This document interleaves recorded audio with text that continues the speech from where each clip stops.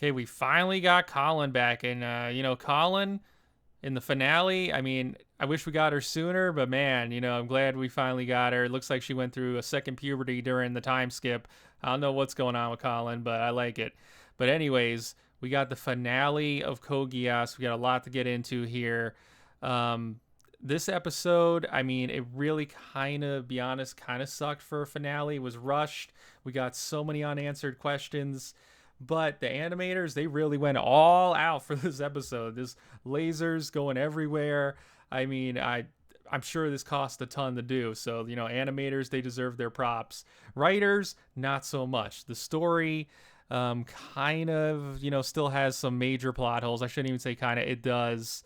We get, Norlan's death in the finale here. We got Ash's death, which is really, really tragic, but unnecessarily tragic because it's like, dude, you could have escaped. Like, don't all these mechs have ejection seats? They all have those ejection cockpit systems. Even the ones back in season 1 of Code Geass. Sakia could have grabbed him, eject from his mech. She could have grabbed him. If she couldn't grab him, he could have probably survived that thing and fell to the surface. I mean, it's probably stronger than a space capsule. Those things seem very, very durable. They survive a lot of explosions throughout the series of Code Geass. Those ejection cockpits. I mean, they're crazy. OP. I mean, we saw Arnold like survive, and like when Ash blew him up, like it's crazy that Ash couldn't just eject or try to eject. Instead, he just resigned himself to his death. He could have also maybe tried to climb into her cockpit. He could have done that. And also, like, why is it Ash and Sakia's job to defeat Norlan alone? Like, we saw Kallen there. Why doesn't Kallen go help them? I mean, she's owning those Loki guys, those Loki robots. Like, why is she not up there? Why is Suzaku not up there? It would have been really cool to see Suzaku meet Ash since they're so similar, and maybe have like a passing of the torch. And not necessarily Suzaku would have to win, although he probably would win, but like help them out. It could have been like a team effort to defeat Norlan, because he basically got the entire humanity against Norlan at this point, and it's up to Ash to defeat him. I mean, that's kind of crazy. While everybody else fights the fodder Loki, that's a huge, huge issue. Also, with Norlan's death, which I do like the way that Ash kills him. He kills him the same way that Norlan killed his brother, so I do like that. That is really good.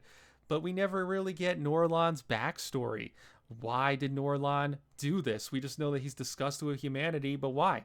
We needed like a Shinobu Sensui type of backstory from Yu Hakusho of like, okay, he saw the war crimes of humanity, he saw humanity's treat non-humans, so he decided humanity's got to go. We don't got that. We just know that he's disgusted by humanity. It's up to us to figure it out, which I would just assume that because he was a vessel for Charles and nothing else, that maybe he wasn't treated well by people and he didn't feel like he was human, so he became disgusted by humanity. Would have been cool to get that backstory instead of us just having to speculate. So Norlan, much to be desired. It would have been really cool to get a backstory on him, and that's a huge issue, just like I said with the previous few episodes, is just how rushed a lot of this stuff is, and that really, really hurts it.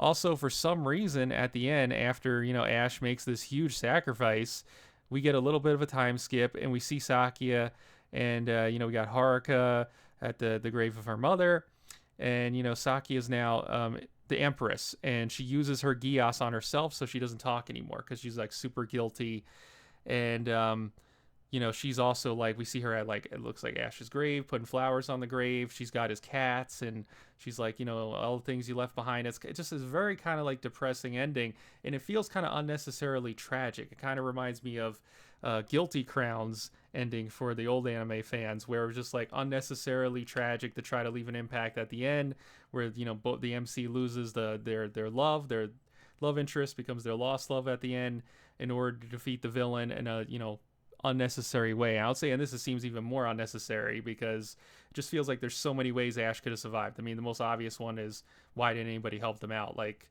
you have all these great Knights of the Round, Suzaku, Kallen, and nobody's up there helping them out take down Norlan when the entire world is against Norlan at this point. Everybody knows about him. So it just, that really, really does hurt this ending.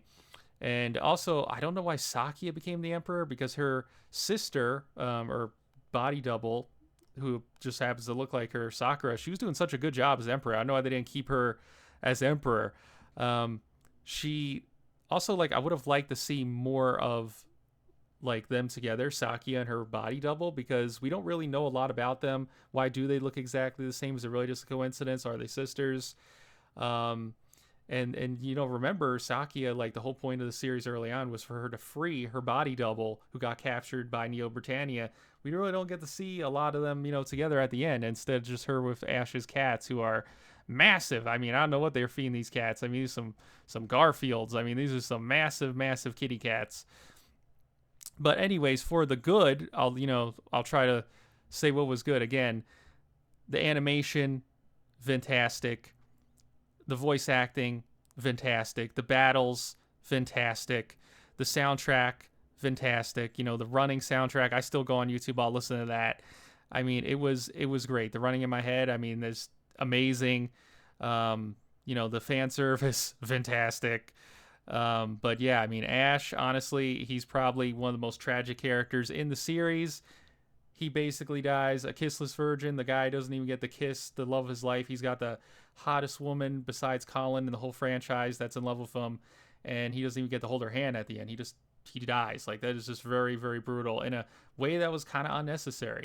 So Ash, poor Ash, man. Rest in peace, Ash. Hopefully, I mean, I kind of don't want them to make a sequel, but I mean, he kind of deserves a resurrection at this point. I mean, it's really brutal unnecessarily.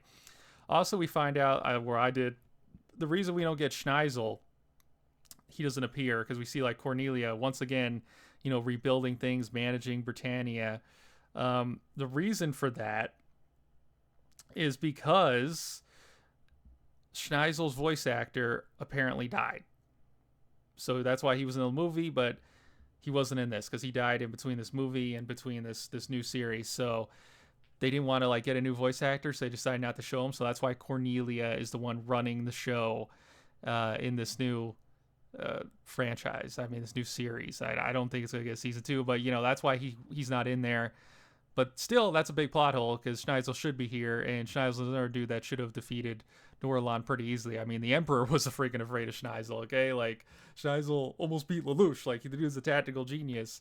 The fact that he didn't have any help at all. Then Lelouch, also him being just like a hippie and not wanting to be involved with humanity, that was honestly still a problem throughout this whole series. Like, why'd they have to Luke Skywalker Lelouch?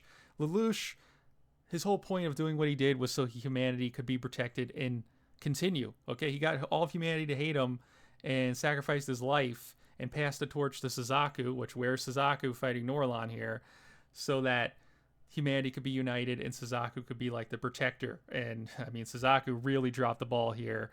And Lelouch, I don't know what's going on. He just had some sort of lobotomy and he just thinks he's beyond humanity, but at the same time gave Saki a Geass. Like, I understand they couldn't have Lelouch in the series because he is kind of like too OP. He is Galaxy Brain, but we should have at least got KALLEN. We should have at least got Suzaku helping out Ash here. And it just would have been cool to see the interaction between those characters, the old and the new. But yeah, overall, I would say this episode was probably a 5.5, 6 out of 10. Even though I have a lot of complaints about it. Again, the animation was just so good.